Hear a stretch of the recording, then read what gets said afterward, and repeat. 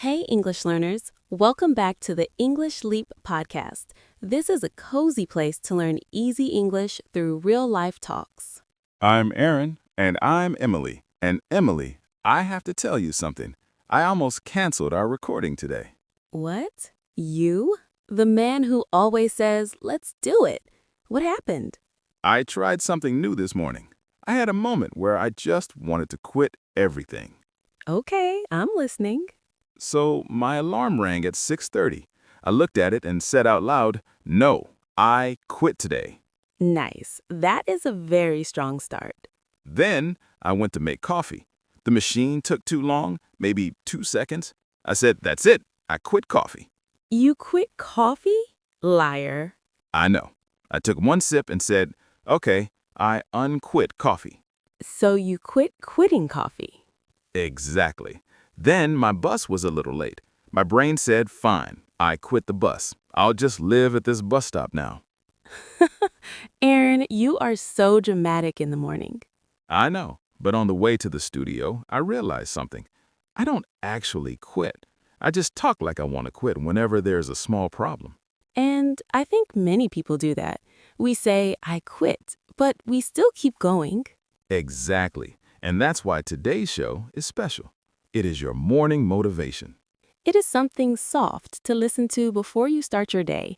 It's for when your body is awake, but your brain still wants to sleep. Maybe you're brushing your teeth, making breakfast, sitting on a bus, or still in bed. If that's you, hi, we're here with you. And maybe you feel a little tired already. Tired of work, tired of problems, or tired of feeling like you are always behind. If you still pressed play, that is actually very strong. Today, we don't want to shout "work harder" at you. We just want to walk next to you for a bit. We want to talk about not giving up on yourself. We want to help you take one small step instead of quitting. And don't worry, this is a B1 level show. If you're at an intermediate level, it is perfect for you. Yes, B1 level. And if you are A2, you can still listen. If some parts feel hard, it's okay. You can listen again and you will understand more the second time. Your job is simple. Relax, listen, and let the English and the ideas move through you. You don't have to understand every word. You just have to stay with us, right? And if you enjoy learning with us, please like this episode and subscribe to the channel. Maybe share it with one friend who is also learning English. Every like, every comment, and every share really helps more learners find this podcast, and we love reading your comments. In fact, maybe you can answer a simple question in the comments right now. Where are you listening from? And what part of the day is it for you? Morning, afternoon, or late at night? English with Emily podcast. Hello, English learners. Welcome back to the English with Emily podcast, your comfortable place for easy English and real conversations. I'm Emily. And I'm Aaron. And Emily, I have to say, you sound very awake today. Like super awake. Did your brain drink coffee? My brain had coffee, yes, but my mouth is still waking up very slowly. Ah, so your brain is ready, but your mouth is sleepy. That is a classic English learner problem. Yeah, honestly, that is true for many of our listeners too. Their brain understands English, but their mouth is like, no, I am shy. So maybe that is you. You listen, you understand, but when it is time to speak, your mouth suddenly forgets how to move. It just freezes. Exactly. You watch English videos, you know the words, you understand the jokes, and then when you try to speak, the words get stuck. Your tongue feels heavy, your lips don't want to move. So we want to tell you something important.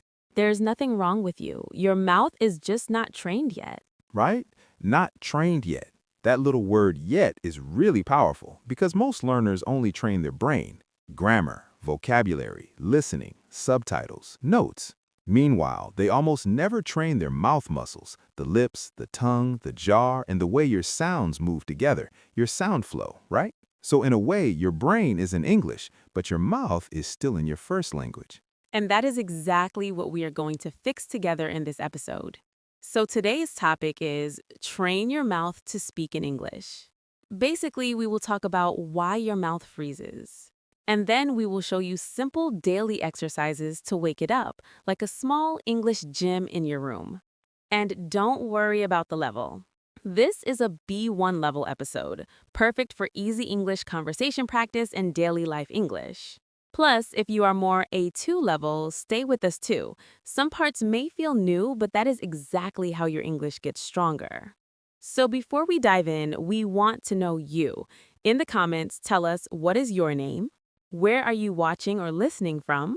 And what is the hardest part of learning English for you? Understanding it or speaking it? Just one simple sentence is enough. When you write, your brain has to choose words and build a sentence. That is real practice, not just listening and forgetting. And we honestly love reading your comments. It feels like we are all in one big classroom from different countries. Yeah, like one giant international English family. So now that you know who we are and we're starting to know who you are, let's ask a big question. Why does your mouth freeze when it's time to speak? And how can we fix that? Yeah, because for many learners, it feels like a mystery. I understand, so why can't I talk? Exactly. And here's the shocking truth. Nobody told you. English is not only in your head. Not only in your head. Yes, it is also in your lips, your tongue, your jaw, and the way your sounds move together, your sound flow, right? Think about your study time. You read English, you listen to English, you maybe write in English, but you don't really train your mouth in English. Not every day, not like a workout. So in the end, your brain is trained, but your mouth muscles are not. And that is why when you try to speak, you sound slow, a bit broken, maybe nervous or unnatural. And again, not because you are bad at English, but because your mouth is not ready yet. Look, it's like this. Imagine you read 100 books about push-ups. Oh, I like it already. 100 books about push-ups. That sounds very you. Yeah, you know the form, the technique, the muscles, the science. You can explain it to your friends, but you never actually do one single push-up. Exactly. Then one day, you try a real push-up and you just fall to the floor. And not because you are stupid, but because your muscles are weak. They were never trained. That is exactly what happens with English speaking. You know the grammar, you know the words, you understand the podcast, but your mouth hasn't been trained to move fast, smooth, and confident in English. So we can say your mouth is a little bit lazy. A lazy mouth. I like that phrase. It's used to your first language, your rhythm, your sounds, your usual mouth shapes. But English has a different rhythm, different stress, different sound patterns. You're here, and we're proud of you for that. Okay, so we say keep walking, but sometimes the road looks so long. True. When you think of your big dream, like a new job, a new country, good English, or big exam, it looks like a huge mountain. You stand down there, look up and think, oh no, this is impossible. Right. I remember when I started running. I wanted to run 5 kilometers. For some people, that's easy. For me, it was like 5,000 kilometers. Same. I remember that feeling. When I saw the number 5 kilometers on the app, it looked like a mountain. But my coach told me something very simple. He said, Emily, this mountain is not one big rock. It is many small rocks. Oh, I love that. He said, today, you just run 5 minutes. Tomorrow, 7. Next week, 10. You don't have to jump from 0 to 5 kilometers in one day. Yes, I think it's the same with English. You hear B2 level or C1 exam, and it feels like a huge wall. Yeah, but that wall is not one thing. It is many small things. One new word, one short talk, or one podcast episode like this. That student with the voice notes, her mountain was speaking without fear, but each voice note was one small rock. Exactly. And she decided something very important. Her daily voice note was non-negotiable. Non-negotiable means you don't talk about it or change it. You don't cancel it. You just do it. It's like brushing your teeth. You don't wake up and say, should I brush my teeth today? Let's have a meeting and talk about it. No, you just do it. So maybe someone listening can choose one non-negotiable step. Just one. Yes. For example, every day I will read 1 page in English. Non-negotiable. Or every night before bed, I will write 2 sentences about my day in English. The mountain is big, but it is made of these small, non-negotiable steps. You don't have to climb the whole mountain today. You just have to take your step today. Okay, so we have steps, but there is another big thing, our attitude. Yes, sometimes life is just not fair. Your boss is unfair, your teacher is not helpful, or your family says, "Why are you wasting time with English?" And sometimes bad things really happen. You lose a job, you get sick, or people hurt you. That pain is real. In those moments, it is easy to say, "Poor me, everything is against me." But when we talk like that, we often stand on the fence. On the fence means we are not really choosing something. We are not 100% victim, but we are also not the 100% captain of our life. We're just stuck. We complain, we feel sad, we look at our phones, and we hope something changes, but we don't move. And there is one big question here. Do I say I can't because of them? Or do I say, okay, this is hard, but what can I do now? Yes, sometimes, if we're honest, we also self-sabotage. Self-sabotage. That is when we hurt our own progress, right? We do something that is bad for us. Yes, like you say, I really want to speak better English, but then you spend 3 hours on social media every night and never practice. Or you say, I will start on Monday every week, but Monday never comes. That is self-sabotage. I did that with exercise for 6 months. My plan file on my laptop was beautiful. It had colors, boxes, and times, but I never actually did the exercise. So you had a relentless plan on the computer, but a very half-hearted body. Yes, exactly. But the truth is, life makes the road. There are hard parts, easy parts, some holes, and some beautiful views. We are the ones who choose where we stop walking. And we choose if we are a victim or the captain. Maybe not every moment, but in many small moments, we have more power than we think. True. Very true. Okay, Aaron, let's talk about something nobody really likes: discomfort. Yes, the fun part. Our brain loves comfort. It loves the sofa, the phone, the same food, and the same routine. Comfort feels good. Let's be honest, a soft blanket and a show on Netflix feels amazing.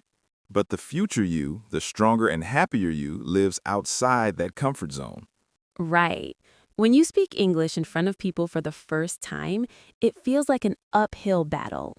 An uphill battle means it feels very hard, like walking up a very steep hill. Your face gets hot, your heart beats fast, and your brain says, say nothing, run away. And going to the gym for the first time at 40 can feel like an uphill battle too. Everyone looks like a superhero, and you feel like a potato. A cute potato. A cute potato, yes. But you still feel awkward. Starting something new at 30, 40, or 50 often feels like it's too late. But it's not. It just feels uncomfortable. We need a sentence inside our head. Uncomfortable now, stronger later. And when that lazy, sad voice appears and says, why try? Just stay here. Just look at your phone. Sometimes we have to say to ourselves, hey, snap out of it. Snap out of it means to stop a negative mood or thought quickly, like saying, okay, enough, change now. We aren't saying you should never rest. Rest is important too, but don't let comfort always win. Yeah, growth doesn't feel like a warm blanket. Growth feels like a cold shower. At first, you say, no, but then you feel more awake and alive. Maybe right now, for some listeners, this episode is your small cold shower. If it is, just know we are here with you. You are not alone in that feeling. There is one idea I really love. You can always begin again. Yes, many people say, I failed before. That's it. This is who I am now. I'm lazy. I always quit.